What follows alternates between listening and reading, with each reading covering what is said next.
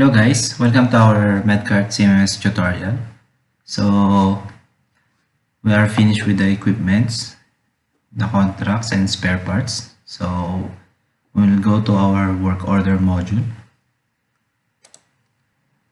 In our work order module, we have the search and also the sort kind of work order, what types of work order.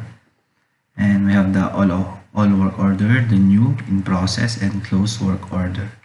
So we have also the grid here, the work order barcode, the priority, and also we have the status, the type, labor cost, and the parts cost. So in the right side we have the status icon, we have the close, and we have the on process or pending. So we have also the edit button.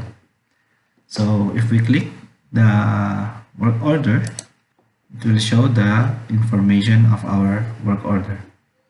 So we have also the edit button here. So let's go back. And also we have the add buttons here. If we will add some work order,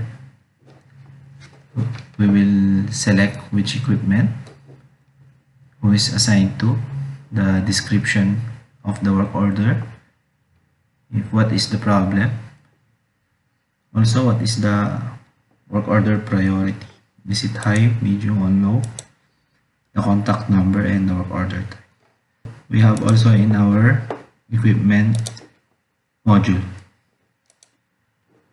there's a has work order here.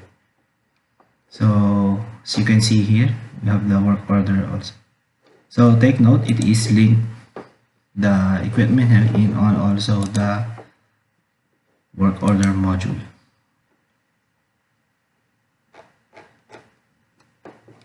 You can sort the new work order, which is empty, and we can sort the in process. This is our in process, and also the close. So we will see the all work order.